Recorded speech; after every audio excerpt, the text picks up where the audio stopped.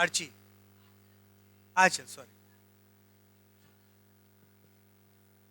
चलिए देखिए स्टार्ट करते हैं टॉपिक फिर से। यूएन एवोल्यूशन, भाई यूनाइटेड नेशन का जन्म कैसे हुआ और जन्म किस कारण से हुआ, इसके पहले पढ़ चुके हैं। इसके पहले वाले क्लास में बताए थे आपको कि यूनाइटेड नेशन का जन्म थर्ड वर्ल्ड वॉर को रोकने के उद्देश्य से हुआ। लीग ऑफ नेशन के सक्सेसर के रूप में यूनाइटेड नेशन का जन्म हुआ, क्योंकि लीग ऑफ नेशन दूसरा विश्व युद्ध नहीं रोक पाया। इसलिए क्या होता है, यूनाइटेड नेशन का जन्म होता है। तो यूनाइटेड नेशन का जब जन्म हुआ तो किसी खास उद्देश्य के साथ जन्म हुआ। उसका उद्देश्य क्या था, इंटरनेशनल कॉन्फ्लिक्ट को रोकना और देश के जितने कंट्री, वर्ल्ड के जितने भी देश हैं उनके बीच में क्या स्थापित करना, कोऑपरेशन को एस्टैब्लिश करना। तो इसके दो मुख्य उद्देश्य रहे। पहला, इंटरनेशनल कॉन्फ्लिक्ट को रोकना ताकि कोई वाद विवाद ना हो, कोई आपस में कॉन्फ्लिक्ट ना हो, टसल ना हो, और दूसरी तरफ कोऑपरेशन को फैसिलिटेट करना। देखिए जब कोऑपरेशन होगा अपने आप क्या होगा, वाद विवाद नहीं होगा। अगर इंडिया पाकिस्तान में हर एक मुद्दे पर क्या होने लगे, कोऑपरेशन होने लगे, तो ऑटोमेटिकली क्या हो जाएगा, जो कॉन्फ्लिक्ट के मुद्दे हैं वो कम पड़ जाएंगे और धीमा पड़ जाएंगे। तो सबसे इंपॉर्टेंट बात है, यूएन को दो दिशा में काम करना था। पहला, इंटरनेशनल कॉन्फ्लिक्ट को रोकना था, और दूसरा था कोऑपरेशन को, कंट्रीज के बीच में कोऑपरेशन को बढ़ाना। अब कोऑपरेशन को किस आधार पर बढ़ाया जाए, ये दो कंट्रीज आपस में किस बेसिस पर कोऑपरेट करते हैं बताइए, तो इसके बताइए। इकोनॉमिक बेसिस पर, जिसमें ट्रेड सबसे इंपॉर्टेंट है, तो ट्रेड को कैसे फैसिलिटेट किया जाए। और भी बहुत से मुद्दे हैं जिनके आधार पर अलग अलग कंट्रीज क्या कर सकते हैं, कोऑपरेट कर सकते हैं। जब कोरोना वायरस स्प्रेड हुआ तो भारत को समझ में आया कि दूसरे कंट्री के साथ मिलकर कैसे हम वैक्सीन बना सकते हैं। तो ये कोऑपरेशन का एग्जांपल था कि इतना जल्दी वैक्सीन बनकर तैयार हो गया। ठीक है, और सबसे इंपॉर्टेंट बात है कि कॉन्फ्लिक्ट को रोक देना पहले ही, ताकि ये वार में नहीं बदले। तो वार से बचाने के लिए ये प्रिवेंटिव स्टेप्स उठाने वाला प्रयास था। तो यूएन को बनाया गया इसी ऑब्जेक्टिव के साथ में कि युद्ध ना हो या कॉन्फ्लिक्ट ना हो, क्योंकि कॉन्फ्लिक्ट अल्टीमेटली किसको जन्म देता है, वॉर को। यानी मुख्य उद्देश्य था कि वार से बचाना। लेकिन सबसे इंपॉर्टेंट बात है, अगर वार हो जाए उस केस में भी यूएन का रोल है। देखिए एक तो हो गया वार से बचाना, लेकिन अगर युद्ध हो जाए तब भी यूएन क्या करेगा, वहां पर अपनी भूमिका अदा करेगा। वो भूमिका कैसी है, तो कौन सी भूमिका जो अदा करेगा, वो है कि अगर युद्ध होता है तो उस कंट्री का, जो कंट्री युद्ध में इन्वॉल्व है, उसका पूरी तरह से सोशल और इकोनॉमिक ढांचा जो होता है ना, टूट जाता है, बिखर जाता है। सोशल इकोनॉमिक डेवलपमेंट उसका अवरोधित हो जाता है, रुक जाता है। तो उसको रिवाइव करने का काम कौन करता है, यूनाइटेड नेशन। उसको फिर से पुनर्स्थापित करना, उसको फिर से रिस्टैब्लिश करना, किसका काम है, यूनाइटेड नेशन का काम है। ठीक है, इसी ढंग से ये पूरे वर्ल्ड में के डेवलपमेंट, सोशल और इकोनॉमिक डेवलपमेंट की बात करता है, उसके डेवलपमेंट को लेकर चलता है। ठीक है, यहां पर क्या करा, 2011 में यूनाइटेड नेशंस के 193 मेंबर स्टेट्स थे, और जिसमें सभी स्टेट्स इंडिपेंडेंट थे, ऑलमोस्ट सभी इंडिपेंडेंट स्टेट्स थे। और यहां पर यूएन जनरल असेंबली के जितने मेंबर हैं सबके पास क्या है, एक एक वोट है। और यहां पर यूएन सिक्योरिटी काउंसिल, जो सबसे इंपॉर्टेंट बॉडी, आपको बताए थे कि अगर आप यूनाइटेड नेशन को अगर एक पेड़ मानते हैं, ट्री मानते हैं, तो उसके अलग अलग शाखाएं हैं, ब्रांचेस हैं। ठीक है, और उन ब्रांचेस को जब हम सामूहिक रूप से पढ़ते हैं तब हमें यूनाइटेड नेशन की समझ बनती है। उसमें आपको दो इंपॉर्टेंट ऑर्गेनाइजेशन बताए थे, पहले का नाम था जनरल असेंबली और दूसरे का नाम था सिक्योरिटी काउंसिल, सुरक्षा परिषद। अब चलिए एक बार फिर से इसको हम किसी और रूप में समझते हैं। यूनाइटेड नेशन को अगर हम एक प्लेन समझते हैं, उड़ने वाला, ठीक है, तो सिक्योरिटी काउंसिल क्या है, कॉकपिट है। कॉकपिट है, सिक्योरिटी काउंसिल पूरे यूनाइटेड नेशन को चलाता है। अगर सिक्योरिटी काउंसिल के अंदर अगर सुरक्षा परिषद के अंदर सदस्य हैं, वो सब यूनाइटेड नेशन के भाग्य को निर्धारित करते हैं। हालांकि उसके अंदर कितने सदस्य होंगे इसका निर्धारण भी जनरल असेंबली करता है, लेकिन मुख्य तौर पर देखा जाए तो जैसे पायलट पूरे प्लेन को उड़ाता है, वैसे ही सिक्योरिटी काउंसिल जो होती है पूरे यूनाइटेड नेशन को गाइड करता है। G4 पर अभी आते हैं, जब हम बताएंगे क्या क्या डिमांड्स है G4 पर, और इसके अगेंस्ट में जो बना था कॉफी क्लब, उसकी बात करते हैं। यहां पर देख लीजिए 5 परमानेंट मेंबर कौन कौन से हैं। इसके पहले भी हम लोग इसका चर्चा कर चुके हैं United kingdom, France, China, Russia और अमेरिका। ये क्योंकि 5 ही को स्थान मिला था शुरू में, 5 ही अपना जगह बना पाए वर्ल्ड के मोस्ट पावरफुल कंट्रीज जो न्यूक्लियर स्टेट भी थे, उन्होंने अपना स्थान कहां बना लिया? सुरक्षा परिषद में एज ए परमानेंट मेंबर। और वहीं से वर्ल्ड की सारी व्यवस्थाएं गाइड होती हैं। यानी कह सकते हैं पूरे वर्ल्ड की ठेकेदारी इन 5 कंट्रियों ने उठा रखी है। पूरे 5 कंट्री ने मिलकर पूरे देश की दिशा और पूरे वर्ल्ड के देश की दिशा और दशा को निर्धारित कहीं से किया जाता है। बताए भी थे, अभी ये कॉकपिट में बैठे हुए हैं। देखिए यहां पर लिख भी रहा है, these states were selected as permanent members as they were the most powerful immediately after the Second World War and because they constituted the victors in the war। 2 कारण है, क्राइटेरिया आगे पढ़ेंगे। देखिए ये 5 कंट्री जो बने, ये 5 कंट्री का इमरजेंस कब हुआ था, इसको थोड़ा समझिए। इसमें 2 शब्द लिखा हुआ है, 2 लाइन लिखी हुई है। ये जो 5 कंट्री हैं, ये इन 5 कंट्रियों में से ये परमानेंट मेंबर तभी बन पाए, क्यों बन पाए? क्योंकि सबसे पावरफुल थे ये कब? सेकेंड वर्ल्ड वॉर के बाद, पहली बात। और दूसरी बात, ये विजेता थे। जैसे अमेरिका ने बम पटक दिया किस पर? हिरोशिमा और नागासाकी पर, और ये विजेता बन के उभरा। उसी ढंग से बाकी कंट्रीज भी विजेता बन के उभरे। तो ये ही परमानेंट सिक्योरिटी काउंसिल में परमानेंट मेंबर रहे और यहीं से पूरे वर्ल्ड को गाइड करते हैं। अब आ जाइए, यहां पर हम देखते हैं कि United nation most visible public figure है जिनकी हम बात करते हैं, वो होते हैं यूनाइटेड नेशन के सेक्रेटरी जनरल। इसके ऊपर देखिएगा यहां पर, तो United nation consist of many different structures and agencies.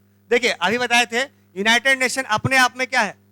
बहुत बड़ा ऑर्गेनाइजेशन है और इसके काम को कोई अकेला बॉडी नहीं करता, बहुत सारे विंग्स मिलके, बहुत सारे एजेंसीज मिलके उसके पूरे काम को पूरा करते हैं। तो यूनाइटेड नेशंस के साथ साथ उसके साथ में कुछ जुड़े हुए भी एजेंसीज हैं जो अलग अलग काम को, एक खास स्पेसिफिक काम को पूरा करते हैं। जैसे उन ऑर्गन्स की हम बात करते हैं अगर हम, तो अगर देखिएगा WHO, वर्ल्ड हेल्थ ऑर्गेनाइजेशन, ये हेल्थ से रिलेटेड विषय को या इश्यूज को उठाता है और उस पर समाधान भी देता है। और यही नहीं, ये पूरे विश्व को किसी खास डिजीज के प्रति अलर्ट भी करता है। समझ रहे हैं? जैसे कोरोना वायरस आया या इसके पहले आपने देखा होगा मंकी पॉक्स आया था, उसके पहले और भी डिजीज आए थे। इससे सभी वर्ल्ड को ये अवगत करवाता है ताकि सभी वर्ल्ड क्या रहें? अलर्ट रहें। तो ये प्रिकॉशनरी मेजर भी देता है और साथ ही साथ ये रेमेडियल मेजर भी देता है। दोनों चीज हो गए, रेमेडी प्रोवाइड करता है, डायग्नोसिस भी देता है। ये सब प्रोवाइड करता है कौन? WHO। उसी रंग से यूनाइटेड नेशन डेवलपमेंट प्रोग्राम, ये विश्व के जितने भी कंट्रीज हैं उनमें डेवलपमेंट का क्या स्तर है इसको नापता है और ये बताता है उन कंट्रीज को कि आपका विश्व में क्या स्थान है।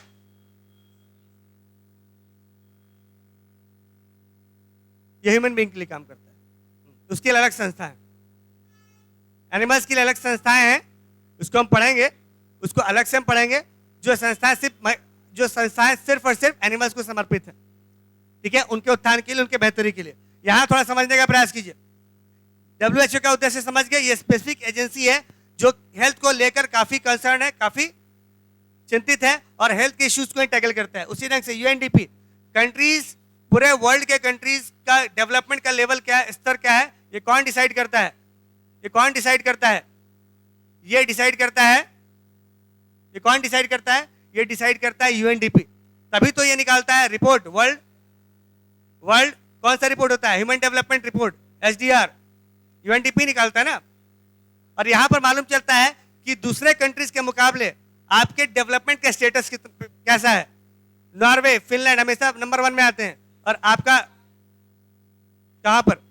ये अलग अलग विंग से अलग अलग जगह पर स्थापित है, पूरे यूरोपियन कंट्रीज में सेंटर्ड है। हाँ, यहां पर उसी रंग से United Nations human right commission, जो ह्यूमन राइट से संबंधित चीजों को स्टडी करता है, उसको देखता है। उसी रंग से आप देखिए यूनिसेफ, जो बच्चों के कल्याण के लिए फंड अरेंज करता है और बच्चों के बेहतरी के लिए प्रयास करता है। और लास्ट में आपको देखिएगा यूनेस्को, जो बहुत सारे कल्चरल हेरिटेज और कल्चर को, हेरिटेज को प्रोटेक्ट करता है। ये सारे एजेंसीज मिलकर अलग अलग क्षेत्रों में क्या कर रहे हैं? कार्य कर रहे हैं और किसी खास विशेष क्षेत्र को अपनाकर उसमें बेहतरी का काम कर रहे हैं। तो यूएनओ किसी एक चीज को देखिए, यूएनओ का ऑब्जेक्टिव क्या था? यूएनओ का ऑब्जेक्टिव था कि भाई कंट्रीज के बीच में कोऑपरेशन करना है और क्या करना है, युद्ध से बचाना है, कॉन्फ्लिक्ट से बचाना है, यह मुख्य उद्देश्य था। लेकिन आप देखिएगा कि एक कंट्रीज के बीच में कोऑपरेशन, दो कंट्रीज के बीच में कोऑपरेशन कैसे होगा? जब उस कंट्रीज के बीच में ट्रेड स्थापित हो, उन कंट्रीज के बीच में हेल्थ इश्यूज डिस्कस हो, उन कंट्रीज के बीच में इंफ्रास्ट्रक्चर डेवलपमेंट हो, कल्चरल एक्सचेंज हो, तो ये सब कौन करेगा?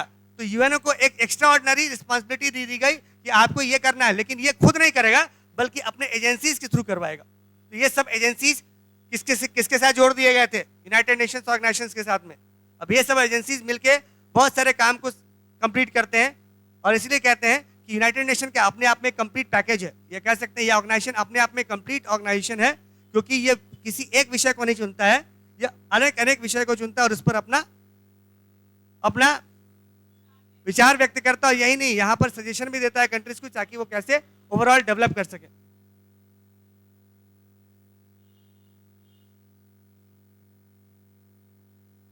अब हम बात करते हैं रिफॉर्म्स की। देखिए, समय समय पर हर चीज क्या होता है, बदलता चला जाता है। समाज बदलता है, लोग बदलते हैं, सही बात है, और साथ ही साथ सिस्टम भी बदलता है। नए चैलेंजेस आते हैं, तो नए चैलेंजेस को पुराने तरीके से हैंडल नहीं किया जा सकता है। इसके लिए जरूरत होती है रिफॉर्म्स की, सुधार की। तो हम दो तरीके से अब सुधार को पढ़ने का प्रयास करते हैं।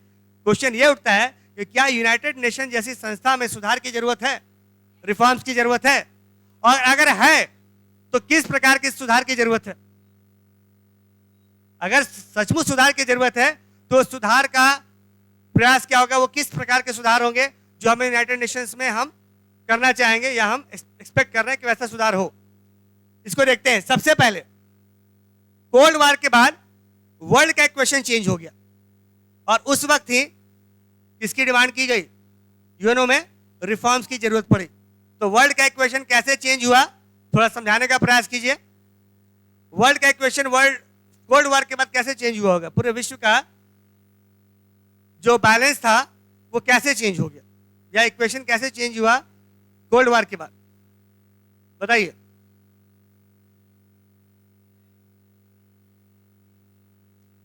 मतलब पहले बाइपोलर वर्ल्ड था, अब बाइपोलर से वर्ल्ड दुनिया किसकी तरफ चली गई?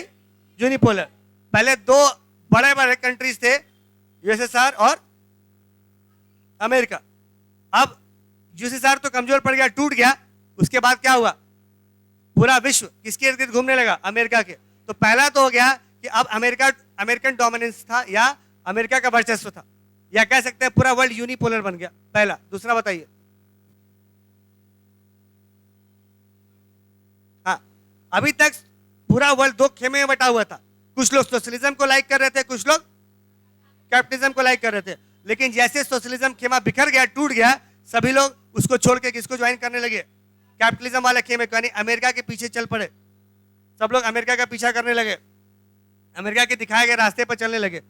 ठीक है, तो सवाल ये उठता है कि रिफॉर्म्स किस प्रकार का? तो अगर समाज इतना बदला, सोसाइटी इतना बदला, तो रिफॉर्म्स भी होना चाहिए। यूनाइटेड नेशंस एक ऐसे ऑर्गेनाइजेशन था जो पीस के लिए काम करता था, और वो उस दौर में भी काम करता रहा जब कोल्ड वॉर चलता रहा। तो कोल्ड वॉर के समाप्ति के पश्चात उसका क्या भूमिका रहा होगा, क्या रोल रहा होगा? तो इसने हमेशा अपने में परिवर्तन की मांग की, चेंजेस की मांग की। तो चेंजेस दो प्रकार के हो सकते हैं। पहला, स्ट्रक्चर में चेंज, यानी उसके बॉडी में चेंज, और दूसरा उसके काम करने के तरीके में चेंज, उसको बोलते हैं प्रोसेस में। तो दो तरह का परिवर्तन आ सकता है। पहला हो गया किसमें? स्ट्रक्चर में, और दूसरा किसमें? फंक्शन या प्रोसेस में। ठीक है, इसी को हम पढ़ेंगे। तो यहां लिख रहा है कि दो प्रकार के रिफॉर्म से, पहला वाला था स्ट्रक्चर का रिफॉर्म और दूसरा था प्रोसेस का रिफॉर्म, और तीसरा भी था। जैसे टोटल 4 रिफॉर्म्स की जरूरत थी, इसको आप लिख देते हैं यहां पर। पहला ये था स्ट्रक्चर, दूसरा था प्रोसेस, फंक्शन जिसे बोलते हैं, तीसरा हो गया इसका जुरिसडिक्शन, इसका पहुंच कहां कहां तक होगा, उसमें सुधार की जरूरत थी, और चौथा बजट को लेकर, इसमें जो बजटरी एलोकेशन होता है उसको लेकर भी सुधार की जरूरत को महसूस किया गया और काफी बार बार इस मुद्दे को उठाया गया। इसको आगे डिस्कस करेंगे कि यहाँ पर बजट किस प्रकार का होता है। पैसा, कोई भी ऑर्गेनाइजेशन बिना पैसा का नहीं चलता है, तो पैसा आखिर कैसे यहाँ पर दिया जाता है और कौन सा कंट्री है जो ज्यादा इन्वेस्ट करता है या ज्यादा उसका स्टेक है यूनाइटेड नेशन में। इंडिया का, भारत का क्या योगदान है बजट को लेकर। भारत क्या सचमुच यहाँ पर पैसा लगाता है या देता है, लगाना सही वर्ड नहीं होगा, देना, देता है। और अगर देता है तो इसमें बजट के लेवल पर क्या सुधार की जरूरत है। ठीक है, इसको थोड़ा डिटेल में समझेंगे चौथे पार्ट में, जो आपकी बुक में मेंशन नहीं है लेकिन उसको डिस्कस करेंगे। अभी याद रखिएगा किस किस आधार पर यूनाइटेड नेशंस में सुधार की आवश्यकता थी। स्ट्रक्चर, दूसरा प्रोसेस, तीसरा आपका उसका जुरिस्डिक्शन, और चौथा हो गया बजटरी प्रोसेस। ठीक है, चार। पहला लिखिएगा स्ट्रक्चर। रिफॉर्म्स के 4 फॉर्म थे, मतलब 4 डायमेंशंस पे रिफॉर्म्स की रिक्वायरमेंट थी।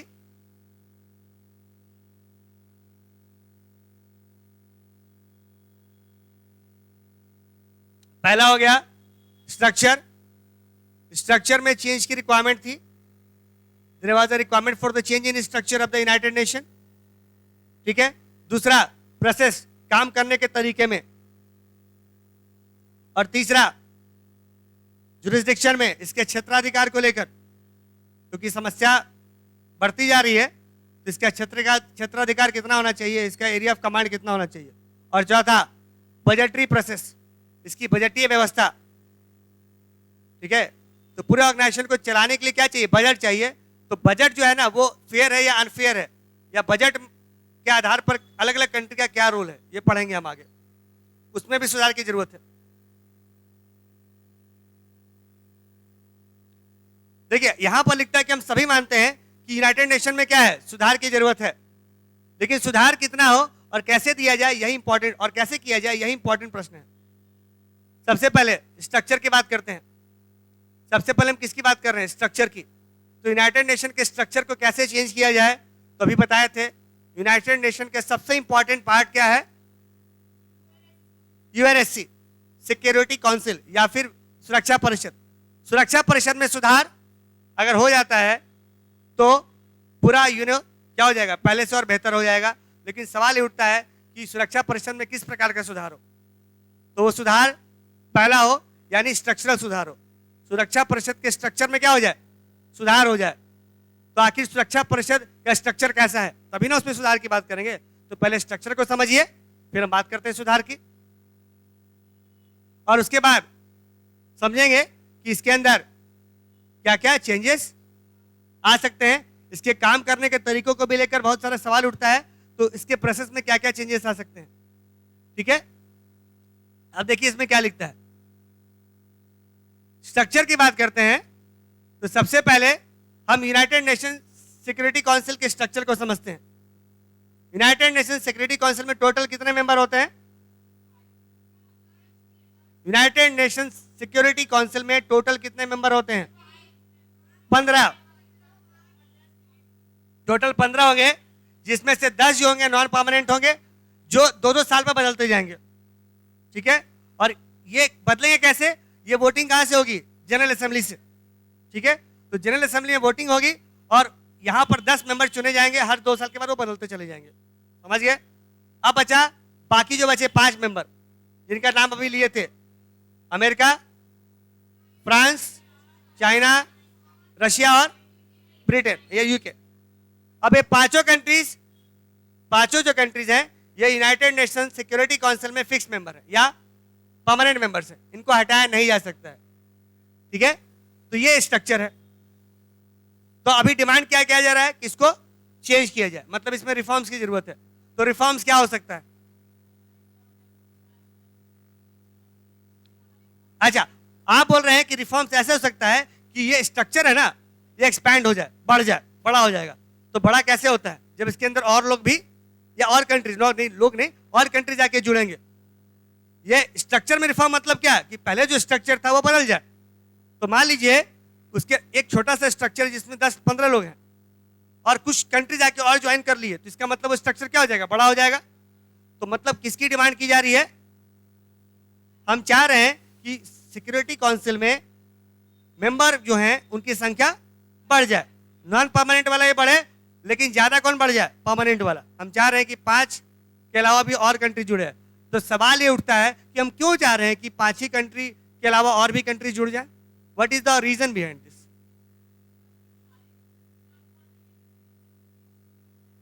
तो इसको थोड़ा समझिए कि हो क्या रहा है यूनाइटेड नेशन सिक्योरिटी काउंसिल में। हम क्यों चाह रहे हैं कि यूनाइटेड नेशन सिक्योरिटी काउंसिल के स्ट्रक्चर में परिवर्तन आ जाए, चेंज आ जाए, जो अभी है ना देखने में उसका रूप बदल जाए। अभी थोड़ा दुबला पतला है, थोड़ा मोटा हो जाए, मतलब क्या है, और भी कंट्रीज में ऐड हो जाए। तो आखिर क्यों ऐसा है? अच्छा ऐसा, इसका आंसर आपके बुक में ही लिखा है, देखिए।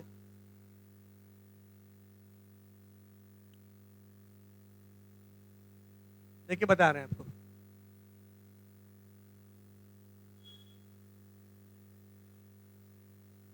यहां पर ये बता रहा है कि वर्ल्ड के बाद क्या क्या सिस्टम चेंज हुआ था। ये अलग से आपको डिस्कस नहीं करना है।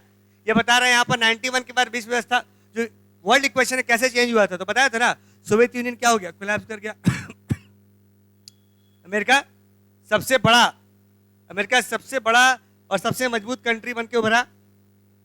वर्ल्ड यूनिपोलर ये सब बता चुके हैं अभी इसमें। चाइना फास्ट इमर्जिंग था और एशिया की इकोनॉमी भी धीरे धीरे बढ़ता रहा। आपको ये समझाना था, इधर वाला पार्ट। अभी क्या बता रहे हैं कि हमें यूनाइटेड नेशंस सिक्योरिटी काउंसिल में सुधार की जरूरत है। और सुधार कैसा हो, स्ट्रक्चर में।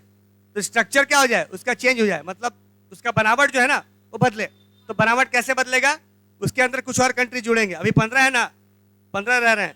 तो एक मकान के अंदर 15 लोग रह रहे हैं और आप चाहते हैं और लोग भी रहेंगे, तो उस मकान को क्या करना पड़ेगा, मॉडिफाई करना पड़ेगा ना, थोड़ा बड़ा बनाना पड़ेगा। तो उसी ढंग से इसके स्ट्रक्चर में चेंज हम ला रहे हैं। तो कैसे लाएंगे थोड़ा समझिए, और क्यों लाएंगे। सवाल ये उठता है हम क्यों चेंज करने जा रहे हैं यूनाइटेड नेशन के स्ट्रक्चर को। हम क्यों चाहते हैं यूनाइटेड नेशन के जो सिक्योरिटी काउंसिल है उसका एक पार्ट वो चेंज हो जाए। बताया भी था ये कॉकपिट है पूरा। अगर यूनाइटेड नेशन को प्लेन मानते हैं तो ये प्लेन का कॉकपिट है। तो ये चेंज क्यों हो जाए, क्योंकि इसमें लिखता है कि जो सिक्योरिटी काउंसिल है वो अभी कंटेम्प्रेरी पॉलिटिकल रियलिटीज को रिप्रेजेंट नहीं कर रही है। दूसरा पॉइंट क्या है, इसका जो डिसीजन है सिक्योरिटी काउंसिल में वो वेस्टर्न वैल्यूज को इंटरेस्ट को और वेस्टर्न वैल्यूज को ही प्रमोट करता है, बाकी कंट्रीज को इग्नोर मारता है, इग्नोर करता है। और तीसरा है it lacks equitable representation. Security council के अंदर सारे विश्व का रिप्रेजेंटेशन नहीं है, हकीकत है। सबसे पहले ये समझ लीजिए, सिक्योरिटी काउंसिल के अंदर 3 कंट्रीज कहां से हैं, यूरोप से हैं, रशिया, फ्रांस और यूके, यूनाइटेड किंगडम। एक कंट्री कहां से है, एशिया से, चाइना। और एक कंट्री कहां से, नॉर्थ अमेरिका से। तो सवाल ये उठता है बाकी कॉन्टिनेंट से एक भी मेंबर क्यों नहीं है इसमें। जैसे साउथ अमेरिका से कोई एक भी मेंबर नहीं है, उसी रंग से ऑस्ट्रेलिया से भी मेंबर नहीं है, और अफ्रीका इतना बड़ा कॉन्टिनेंट है, 54 कंट्री है उसके अंदर, उससे एक भी मेंबर नहीं है यहाँ पर। तो किस टाइप का ये रिप्रेजेंटेशन कर रहा है, मतलब इसके अंदर विश्व के अलग अलग लोगों का रिप्रेजेंटेशन ही नहीं है। अगर यूएन के सिक्योरिटी काउंसिल को अगर आप एक इक्विटेबल रिप्रेजेंटेटिव बॉडी मानते हैं या एक डेमोक्रेटिक बॉडी मानते हैं, तो इसके अंदर विश्व के सभी कॉन्टिनेंट्स का रिप्रेजेंटेशन होना चाहिए था। लेकिन यहां पर देख रहे हैं कि सिर्फ ये रिप्रेजेंट किसको कर रहा है, एशिया को कर रहा है, वो भी एक कंट्री को लेकर, यूरोप को कर रहा है 3 कंट्री को लेकर, और नॉर्थ अमेरिका को लेकर कर रहा है एक कंट्री को लेकर। What about Australia, what about Africa and what about south America, उसको रिप्रेजेंट क्यों नहीं किया जा रहा है। वहां से तो एक भी कंट्री नहीं है इसका मेंबर। तो पॉइंट ये है कि अगर वर्ल्ड का रिप्रेजेंटेशन करने वाली ये बॉडी है, अगर ये दावा करती है यूनाइटेड नेशंस कि मैं वर्ल्ड को रिप्रेजेंट करता हूं या करती हूं, तो इस बॉडी के अंदर क्या होना चाहिए, सभी वर्ल्ड के रिप्रेजेंटेटिव होने चाहिए।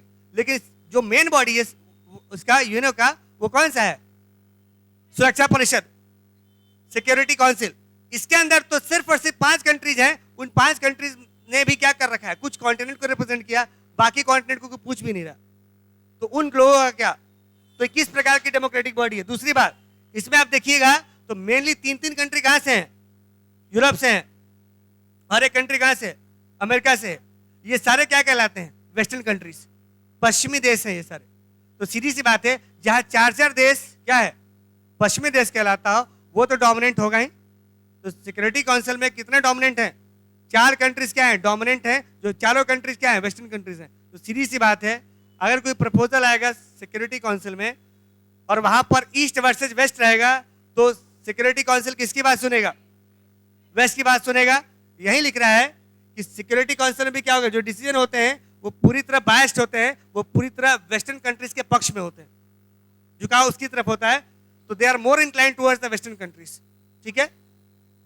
और सीधी सी बात है, ये आज के कंटेम्प्रेरी पॉलिटिकल रियलिटी से काफी दूर है, क्योंकि सिक्योरिटी काउंसिल को कहा जाता है कि युद्ध की व्यवस्था और सिर्फ शांति की व्यवस्था करता है, ठीक है। तो ये सच्चाई से काफी दूर है, क्योंकि पॉलिटिकल रियलिटीज काफी कुछ है, युद्ध और पीस के अलावा भी बहुत कुछ है।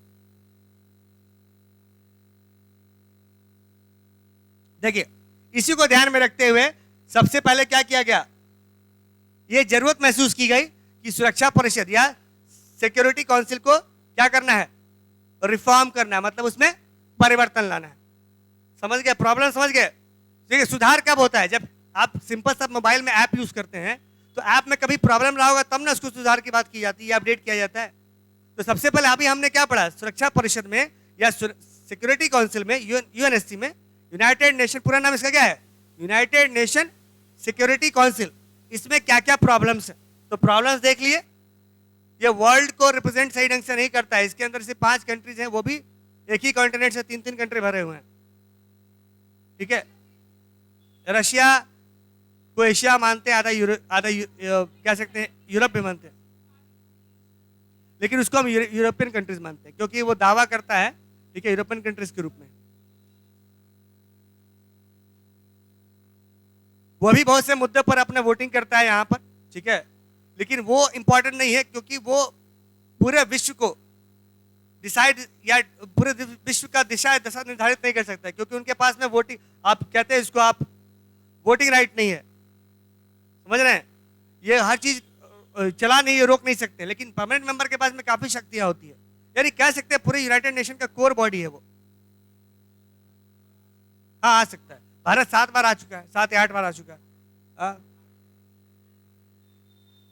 तो हम परमानेंट मेंबरशिप की बात कर रहे हैं, टेम्पोरेरी तो आते जाते रहेंगे ना, वो स्थायी रूप से काम नहीं कर सकते हैं। वो क्या पॉलिसी बनाएंगे, कोई एक नॉन परमानेंट मेंबर क्या पॉलिसी बनाएगा, उसका पॉलिसी चेंज होता रहेगा, उसको पता है दूसरी बार मुझे चले जाना है।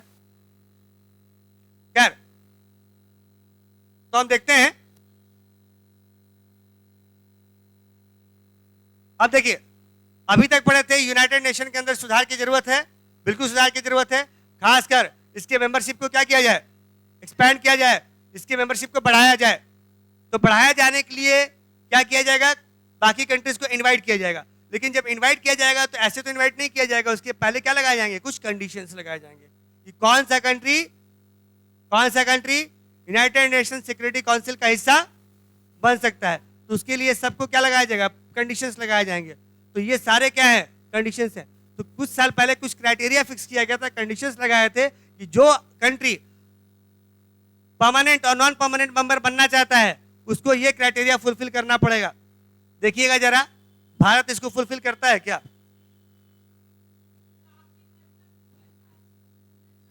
भारत हमेशा दावा करता है कि भाई हम क्या करेंगे, इसके अंदर क्या करेंगे, परमानेंट मेंबर हम बनेंगे, हम बनना चाहते हैं, क्योंकि बहुत बार बन चुके नॉन परमानेंट। भारत चाहता है परमानेंट मेंबर बनना, इसका कद भी ऊंचा हो जाएगा, दायरा बहुत ऊंचा हो जाएगा, ठीक है।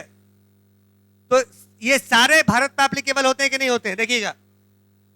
वह कंट्री एक मेजर इकोनॉमिक पावर होना चाहिए, भारत है तीसरे नंबर पे, ठीक है। दूसरा, उसके पास एक मेजर मिलिट्री पावर होना चाहिए, भारत के पास है, ये भी है। तीसरा, सब्सटैंशियल कंट्रीब्यूटर होना चाहिए यूएन बजट में, मतलब यूएन बजट में इसका योगदान होना चाहिए, 0.8% इसका योगदान है। आगे पढ़िएगा, इसमें देखिए है अमेरिका कितना है, यानी पूरा पैसा में से अगर 100 रुपया मानते हैं तो 100 रुपया में से सबसे ज्यादा पैसा कौन दे रहा है, 22 रुपया दे रहा है अमेरिका। अब भारत कितना दे रहा है, 80 पैसा दे रहा है, 80 पैसा। तो 80 पैसा वो पूरा अमाउंट देखिएगा तो 80 पैसे बहुत है। अभी 80 पैसा नहीं है, हम एग्जांपल लिए कि 100 पैसे में से देखा जाए तो, या 100 रुपए में से देखा जाए तो, ठीक है। तो ये 1 रुपया है, ये समझ लीजिएगा, ये 22 रुपया हो गया, ये 4 रुपया हो गया, ऐसे करके 1 रुपया, क्या ठीक है, समझ रहे हैं इसको। तो देख लीजिए, जो मेजर 5 परमानेंट कंट्रीज हैं उनको देखिएगा, ये 22 रुपया, चाइना 12 रुपया दे रहा है, मतलब 12%। अगर 100 रुपया मानते हैं तो फ्रांस 4.4, यूके 4.5 और रशिया 2.4, ठीक है। और भारत का कंट्रीब्यूशन यहाँ पर 0.8 है।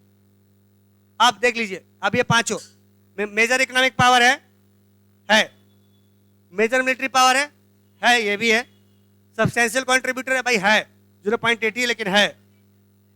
आप बिग नेशन है, सबसे ऊपर रख देते हैं इसको, ठीक है, ठीक है, इसको उठा के रख दीजिए, है।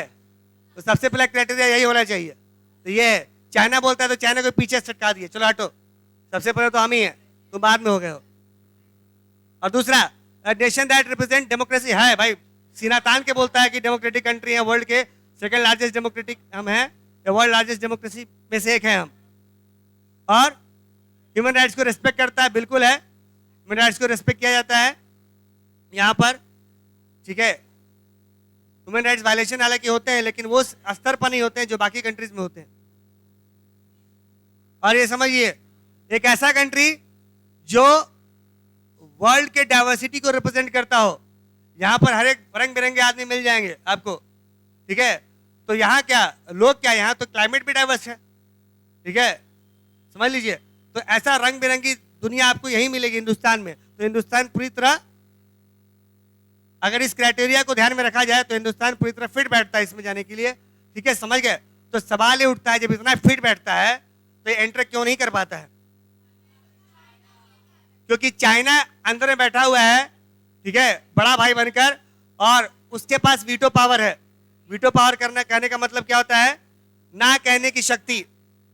इधर देखिए, इसको थोड़ा समझिए। ये जो 5 कंट्रीज है ना, ये 5 country, USA, China, UK, France और रशिया, ये पांचों कंट्री अगर मिलके किसी को दे देंगे लाइक, तो वो हो जाएगा लाइक, मतलब उसको एंट्री मिल जाएगी। लेकिन प्रॉब्लम क्या है, 2 मिनट मुझे पूरा कर लीजिए। यूएसए, यूके, फ्रांस और रशिया सपोर्ट कर देंगे इंडिया का, लेकिन चाइना लगा देगा वीटो पावर, और लगाया भी है, ये एंटर नहीं करने देगा इंडिया को, क्योंकि वो नहीं चाहेगा कि मेरा कोई कॉम्पिटिटर बने या मेरे समाज कद वाला यहां बन जाए। क्योंकि तो अभी बात तो यही हो रहा है ना कि भाई इसमें एंट्री कर देनी चाहिए।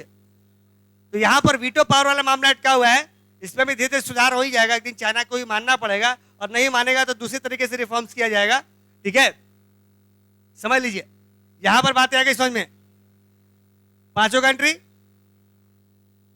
अब यहां पर बताए थे आपको कि भारत ही नहीं, भारत के अलावा दूसरे कंट्रीज भी हैं, वो भी चाहते हैं कि हम क्या हिस्सा बन जाए, किसका, दोनों का। इसीलिए देखिए, जब भारत अकेले कोशिश किया नॉक करने का दरवाजा किसका, यूएनएससी का, तो उसने दरवाजा ही नहीं खुला। चाइना जो था ना, जोर से दरवाजा पकड़ के बैठा हुआ था कि घुसने नहीं देंगे भारत को। तो भारत बोला कि अकेले नहीं घुसेंगे, अब हम 4 लोग को लेकर घुसेंगे, ठीक है, समझ लीजिए। तो 4 लोग को लेकर घुसेंगे, मतलब 4 कंट्री के साथ आएंगे और तब धक्का मारेंगे दरवाजे पर। इसके लिए क्या किया इंडिया ने, क्या किया, G4 बना लिया, ग्रुप 4। ग्रुप 4 में कौन कौन से कंट्रीज हैं? ब्राजील, साउथ अमेरिका से आ गया, जापान आ गया, बोला एशिया से तुम ही जाओगे, अकेले हम भी रहेंगे ना साथ में, हम टेक्नोलॉजिकल एडवांस कंट्री, ये आ गया। और जर्मनी आ गया, और कोई आया? ब्राजील, जापान आ गया और जर्मनी। जब फ्रांस है तो जर्मनी क्यों बैठेगा, बोलेगा हमको भी भाई घुसना है इसके अंदर में, ठीक है। तो ये सब ने क्या बना लिया, ठीक है। एक और कंट्री था, सोचिए कौन सा कंट्री है वो? इंडिया, ब्राजील, जापान और, ठीक है, ये 4 कंट्री बन गए और G4 बना लेते हैं। अब ये कोशिश करते हैं, अभी बोला था अकेले हम आएंगे, अकेले तो चीना क्या हो, दरवाजा बंद करके बैठा हुआ है चाइना वाला, वो कैसे दरवाजा बंद किए हुए है। तो भारत बोला ना कि अब अकेले हम नहीं आएंगे, 4 लोग को लेकर आएंगे, मतलब 4 कंट्रीज को लेकर आएंगे। अब G4 बन जाता है, और G4 बन के आता है तो चाइना क्या करता है, मैसेज पास करता है कि देखो 4 लोग आके आएंगे ना, तुम संभाल नहीं पाएंगे, दरवाजा खुल जाएगा। तो एक काम करो, इसको रोको वहीं पर, अपने अपने कॉन्टिनेंट में ही रोक दो। तो इसको अपोज करने के लिए, इसको काउंटर करने के लिए एक अलग से ग्रुप बनता है, उसको बोलते हैं कॉफी क्लब। उस कॉफी क्लब में 4 कंट्री क्या करते हैं, जो भी कंट्री G4 के थे ना, उनको उनके टांग को खींचने का प्रयास करते हैं, वहीं पर रोकने का प्रयास करते हैं, ताकि दरवाजा तक पहुंच ही नहीं पाए। उसी रीजन से कॉफी क्लब में पाकिस्तान मेंबर बन जाता है और ये बोलता है कि हम विरोध करते हैं किसका, भारत के क्लेम का अपने देश से, यानी ठीक है। ब्राजील जो डिमांड कर रहा था G4 का मेंबर बनके, वहां से मेक्सिको खड़ा हो गया, बोला हम इसका विरोध करते हैं, किसका, ब्राजील के, ठीक है, समझ लीजिए। उसी ढंग से जापान का कोरिया ने विरोध किया, बचा जर्मनी, जर्मनी का इटली ने, यानी उसी कॉन्टिनेंट से, उसी देश के, यानी उसी कॉन्टिनेंट के कुछ देशों ने वहीं पर उनका विरोध कर दिया। तो हुआ ना भाई कि आपको विरोध वहीं से मिल रहा है जहां से आपका ओरिजिन है, आपके कॉन्टिनेंट से ही आपका विरोध मिल रहा है। ये दरवाजा तो बाद में जाएंगे, पहले ही आपके कॉन्टिनेंट से आपका पैर खींचा जा रहा है। तो ये ग्रुप बनाया गया था। देखिए खुद तो कभी पाकिस्तान बन नहीं पाएगा मेंबर, क्योंकि ये कोई भी क्राइटेरिया फुलफिल नहीं कर रहा है, लेकिन भारत कोई बनने नहीं देगा, या बनने की कोशिश, मतलब बनने देगा मतलब कोशिश कर रहा है कि बनने नहीं देगा, ऐसे भारत बन जाएगा, ठीक है, ये अलग बात है। तो कॉफी क्लब के बनाने का उद्देश्य यही था कि G4 का जो डिमांड है ना उसको काउंटर किया जाए। और G4 का डिमांड क्या था, यूएनएससी में परमानेंट मेंबरशिप को गेन करना, और ये किससे जुड़ा हुआ है, यूनाइटेड नेशन सिक्योरिटी काउंसिल के रिफॉर्म से। किस प्रकार का रिफॉर्म्स, स्ट्रक्चरल, उसके स्ट्रक्चर में सुधार, समझ गए। तो अभी तक हम क्या बताए थे शुरू में आपको, यूनाइटेड नेशन के सिक्योरिटी काउंसिल में सुधार की जरूरत है। 4 प्रकार के सुधार चाहिए। पहला हो गया स्ट्रक्चर में सुधार, दूसरा प्रोसेस में, तीसरा जुरिडिक्शन में, और बजटरी प्रोसेस में, ठीक है। अब सुनिए, अब इसको समझिए। स्ट्रक्चर की बात करते हैं, तो स्ट्रक्चर की हम जहां बात कर रहे थे तो बताए थे कि स्ट्रक्चर जो है वो बहुत छोटा सा स्ट्रक्चर है लेकिन बहुत पावरफुल है, जिसको हम बोलते हैं यूनाइटेड नेशन। तो अभी बताए थे यूनाइटेड नेशन में सबसे पावरफुल जो ऑर्गन है ना, ये बॉडी है, ये कॉकपिट है उसका, वो कौन सा है, सिक्योरिटी काउंसिल, सुरक्षा परिषद। तो सुरक्षा परिषद का जो संगठन है, उसका जो ऑर्गेनाइजेशन है या उसका जो स्ट्रक्चर है, वो सिर्फ 15 कंट्री को लेकर बना हुआ है। उसमें 5 कंट्री क्या है, परमानेंट है, और 10 कंट्री नॉन परमानेंट है। तो जो नॉन परमानेंट होंगे हमेशा नहीं रहेंगे, हर एक 2 साल के बाद क्या होते हैं, वो चेंज होते रहते हैं। और जो 5 कंट्री है वो क्या है, परमानेंट है, जिनका भी नाम लिए, ये हाईलाइट करके दिखाया हुआ है 5 कंट्री, 1 2 3 4 5, ये पांचों क्या है, परमानेंट कंट्री है। और ये पूरे विश्व में कहां पर शांति होगी, कहां पर पीस होगा, किन कंट्री के ऊपर में आर्थिक प्रतिबंध लगा दिया जाएगा, किनको किनको हथियार देना दिया जाएगा और किन का हथियार नहीं दिया जाएगा, ये सब बैठ के यहाँ पर डिसाइड करते हैं, यहाँ पर यहीं से बैठ के। तो पूरे विश्व का रिमोट कंट्रोल यहाँ पर है, समझ रहे बात को। हाँ पूछिए, क्या नहीं फुलफिल करता है,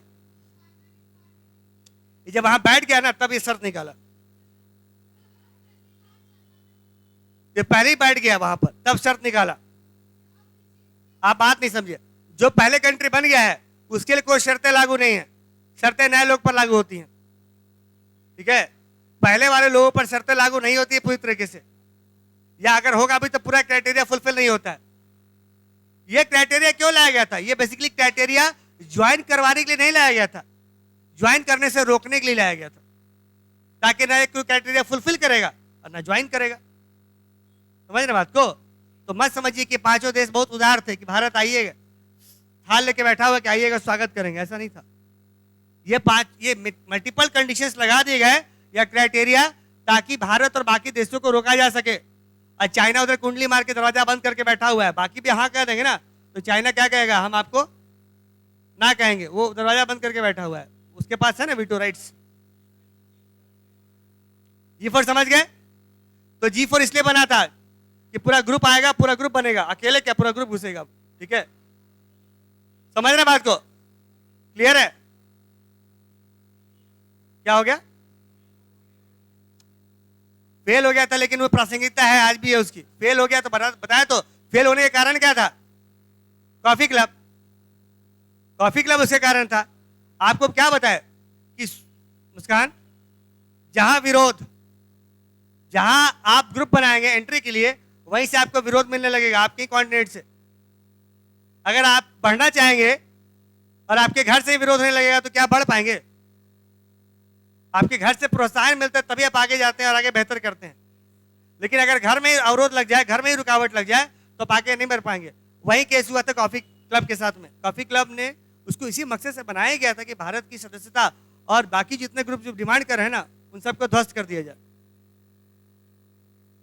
साथ में मिलके एक जगह बैठे होंगे सब, ठीक है। इसीलिए अभी बहुत से मुद्दे को डिस्कस करने के लिए लोग जाते हैं कैफे कॉफी डे, बरिस्ता जाते हैं, कॉफी पी के बहुत सा निर्णय ले लिया जाता है, ठीक है, समझ लीजिए।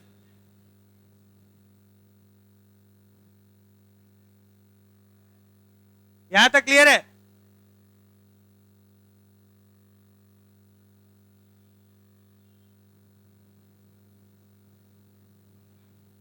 समझ गए इसको?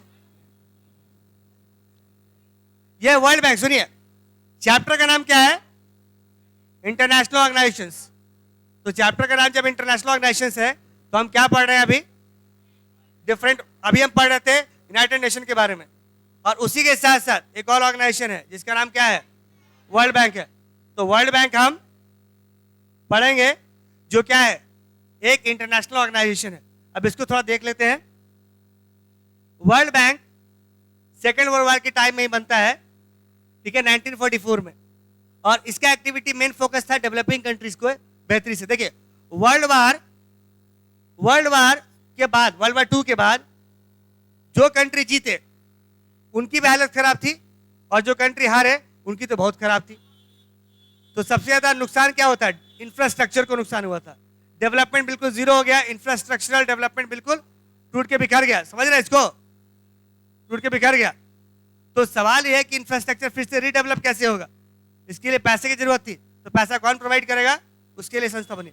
तो वर्ल्ड बैंक को बनाने का उद्देश्य था कि मेनली डेवलपिंग कंट्रीज को हेल्प करेगा और ह्यूमन डेवलपमेंट के डिफरेंट एस्पेक्ट्स पर काम करेगा, जैसे हेल्थ को इंप्रूव करेगा, एजुकेशन को इंप्रूव करेगा, एग्रीकल्चर को इंप्रूव करेगा, यहां तक कि एनवायरमेंट को भी इंप्रूव करने का कार्य इसको सौंपा गया।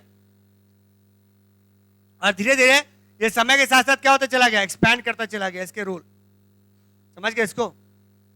जैसे अभी क्या है, इंफ्रास्ट्रक्चर को डेवलप कर रहा है, रोड्स, इलेक्ट्रिसिटी, और इसके साथ गवर्नेंस को भी कुछ इंस्टीट्यूशंस प्रोवाइड कर रहा है, और साथ ही साथ लोन भी प्रोवाइड करता है, ग्रांट इन एड भी प्रोवाइड करता है मेंबर कंट्रीज को, और धीरे धीरे कंट्री के इकोनॉमिक पॉलिसीज को भी इन्फ्लुएंस करता है। आप सबको पता है कि 1991 में हमने न्यू इकोनॉमिक पॉलिसी को अपनाया था, ठीक है। तो वो अपनाया था किसके कहने पर? वर्ल्ड बैंक के कहने पर। तो हमारे पॉलिसीज को, हमारे कंट्री के इकोनॉमिक पॉलिसीज को ये ऑर्गेनाइजेशन काफी हद तक निर्धारित किया, और हमारा उसी हिसाब से शेप हुआ था। समझ रहे हैं? यही बता रहा है कि कैसे ये हमारे मार्केट में एंटर कर गया वर्ल्ड बैंक, और कैसे इसने बाकी कंट्रीज के लिए रास्ता खोल दिया। तो ये एक इंपॉर्टेंट ऑर्गेनाइजेशन इसलिए है क्योंकि ये डेवलपिंग कंट्रीज में बहुत ज्यादा इंपॉर्टेंट रोल प्ले करता है।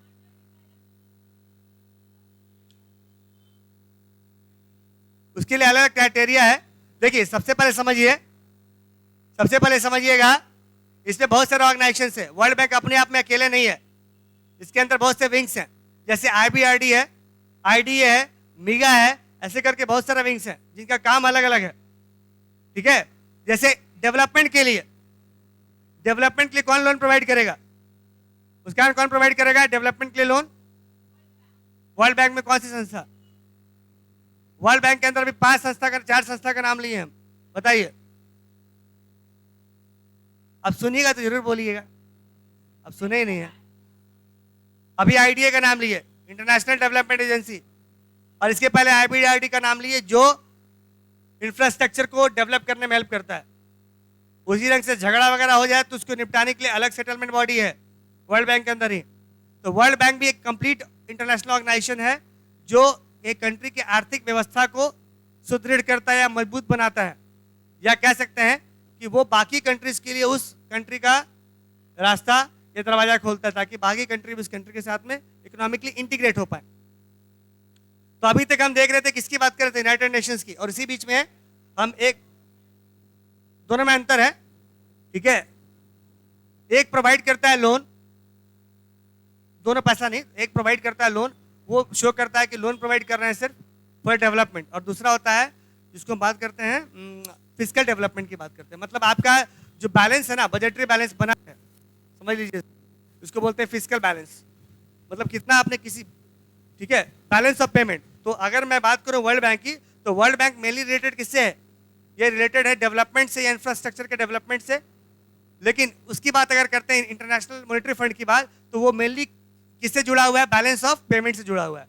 दो कंट्रीज, मैक्सिमम कंट्रीज के बीच में बैलेंस ऑफ पेमेंट, जब हम आईएमएफ को डिस्कस करेंगे डिटेल में तब उस पर आएंगे। अभी आप समझ लीजिए बैलेंस ऑफ पेमेंट से जुड़ा हुआ है वो। नहीं, उसके लिए लॉन्ग टर्म लोन के लिए व्यवस्था है। उस कंट्री के ऊपर में आर्थिक सैंक्शन लग जाएंगे, दोबारा लोन नहीं मिलेगा। ठीक है, ऐसा भी हुआ बहुत से कंट्री में। ये कंट्री क्या हो गया? बैंकरप्ट हो गया। ग्रीस की बात नहीं हो रही, ग्रीस की बात। ग्रीस पूरी तरह क्या हो गया था? पूरी तरह बैंकरप्सी के आधार पर चला गया था, पूरी तरह टूट गया था कंट्री। उसको बेल आउट किया गया पैसे देकर, हेल्प कर।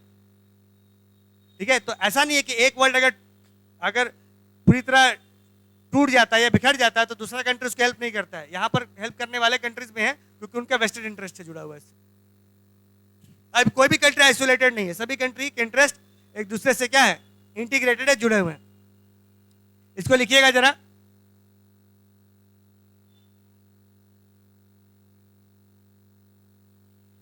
लिखिएगा कौन कौन से क्राइटेरिया है, लिखिएगा। क्राइटेरिया लिख लीजिए इसको, फिर छोड़ देते हैं आप लोग को।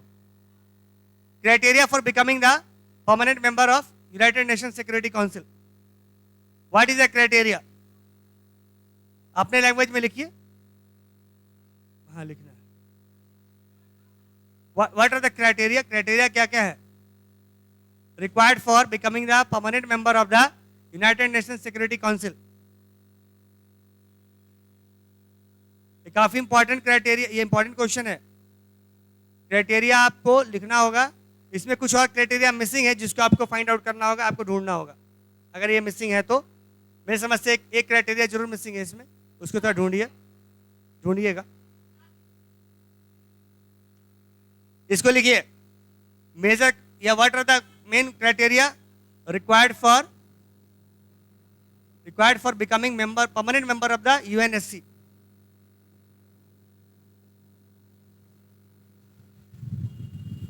ठीक है, इसको लिखिए, इसको लिखिए।